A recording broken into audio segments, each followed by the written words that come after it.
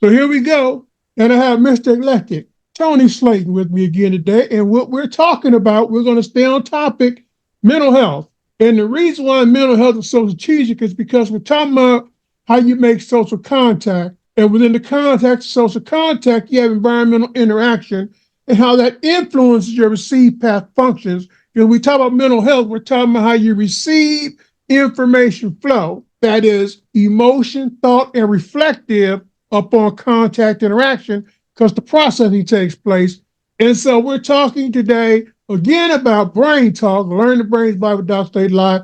And I have asked my colleague to come forward because he's experienced the practice and he's said some of the things we talk about in the book. So here we go. Mr. Tony Slaton, Mr. Eclectic Live. Go, Mr. Tony. What do you have to talk to you about today? You know what? I have had the pleasure of reconnecting with young people that we worked with in the past. And so it's kind of seeing the fruits of labor and getting a chance to talk to them. Kind of preempting today, we had a brief conversation, but one of the young people that attended the event that I went to was a former student of ours. I connected him and you work with him, but today he is, from our time working with him as a high school student, he had gone on to college, played football.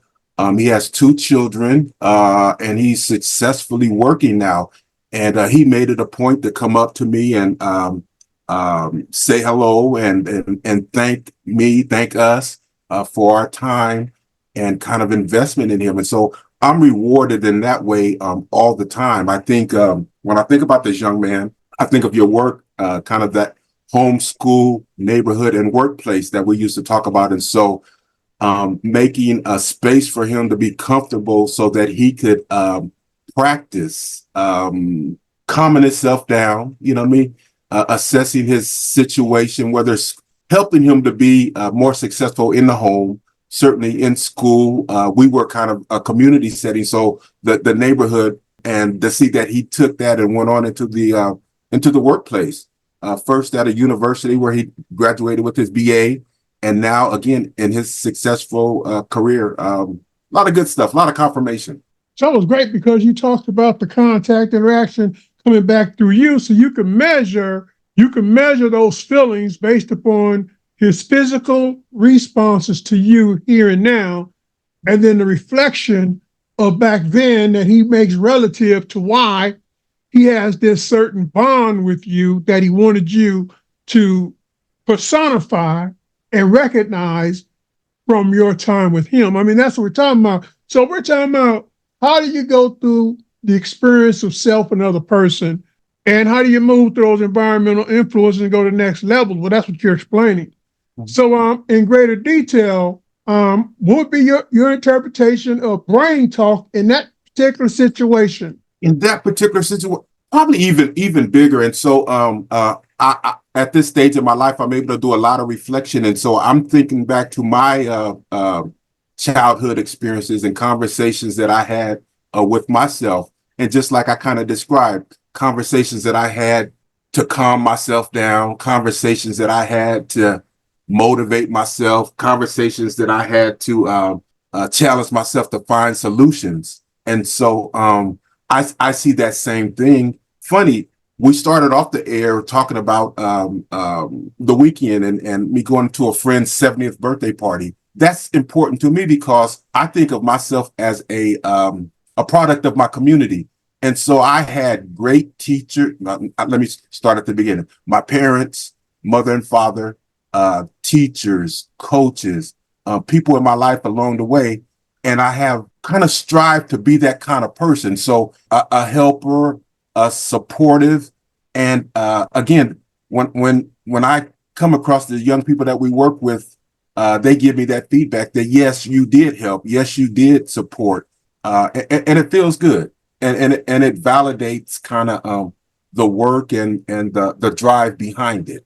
Making sense of the experience, because the experience is the inner dialogue that you describe that helps you to comprehend your own expectations. You know, you could be afraid because of the way you feel, but yet because you're able to calm yourself down and collect, and I call it a collective sense of feel for self in relation to other person, that you then realize the moment that you're in, and those reflections make greater sense because you're actually moving forward with clearer thinking, not negating the past experience, but new thinking on top of that, because now you have the capacity to dialogue and then reimagine, because you're a thinking person. So when I think with children, I'm thinking about how can I help them advance into the future. So I'm saying that's a platform that I think we share. And so when you're talking about that, your expectations are becoming more realized because now you have the physics and the neural physics of the individual and self that now you can reflect through and realize that's what you imagined back then, and it's in front of you now. So, I mean, I always say no one can stroke you like you stroke yourself, but if you're not observant of your information flow, then you miss it too. Great work, Mr. Tony. I think that was a great analysis. So when we look at brain talk, learn the brain's biodiversity life. Pains and traumas that young people have, people can grow up with them, and you can see them. And so an approach that works with grown people to help them to be more helpful to young people. You know what I'm saying? I need to think that through more. I wasn't really prepared to go into that area, but that's what really resonates with me. So the things that we do with young people, you see the same issues in grown folks, and the same techniques can be applied. We think of Allen Iverson when he says practice. You really can practice your way to success. You know, how you talk to your brain, how you calm yourself for situations. I think in connecting the two, and working with young people, just to help them to figure out a way to conversate or talk to themselves, or have their brains talk to them, to calm them down long enough to sit in a situation to see it through. You describe those as process cycles, but they don't stop. They don't stop with young people. And when people get older, you can see, I'm looking for the right word for it. You can see that the residual trauma, or how it shows up in their adult behavior. And like we work with young people in practice, you can work with senior people, grown folks in practice. Absolutely. So I would interpret that, and I would say in the book, I'm talking about the brain, and then you acknowledge the brain, because the mind is that social cognitive event that influences the internal processing of you. So I'm not talking about the mind. That's why I always say when I'm talking to young people, I want them to talk to me utilizing that word brain. See, and then come to terms with the inner voices, the self-talk that's already occurring, and settle yourself down, because you're not crazy. Right. You engage and the brain talks back. The brain's a social organ. So when you are trying to communicate from the inside out, your brain has to be in the lead of the receive path functions, so you can reflect forward and backward and realize the moment that you're in. Because that's what we're talking about when you talk about brain talk. We're talking about the backward forward feed from the social cognitive to the inner processing of self, and then awareness of receive path functions. So all I said was talk about the brain and help young and older people come to terms with they receive noises and sounds from the inside out in response to environmental stimuli. That's all I'm saying. So I'm agreeing with you. I'm really agreeing with you. I agree.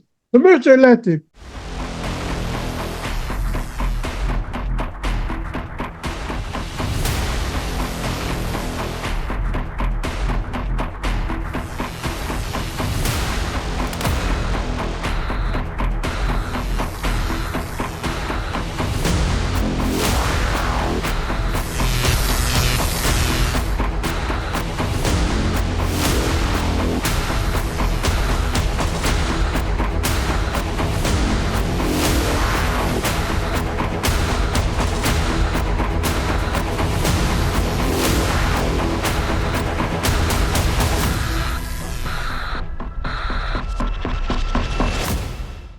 take us home. So in closing to the day, I would say that there are ways to know if our work is effective.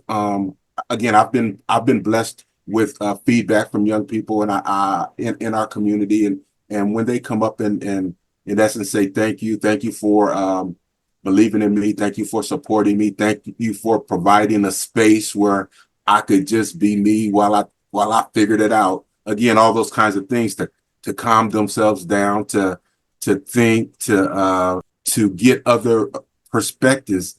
It is validating. It is confirming, of our work with young people. And again, I can relate that to my life because those are the things that I needed, and so they haven't changed. Young people need caring and supportive adults in their lives, and I think we've been able to do that for young people. Great, absolutely.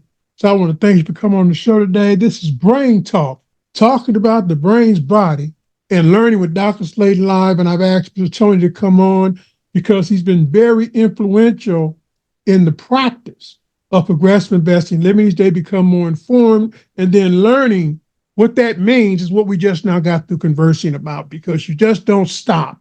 It goes on and on and on, because once you commit to children and families in crises, you realize the moment that you're in and that you have to continuously practice, as Mr. Eclectic said, practice, because you have to be on the top of your game. Thank you again, and I hope to talk to you again soon. This is Brain Talk, tuning out, Dr. Slaton Live. Thank you, Thank you, Mr. Dr. Tony. Slaton. You're welcome.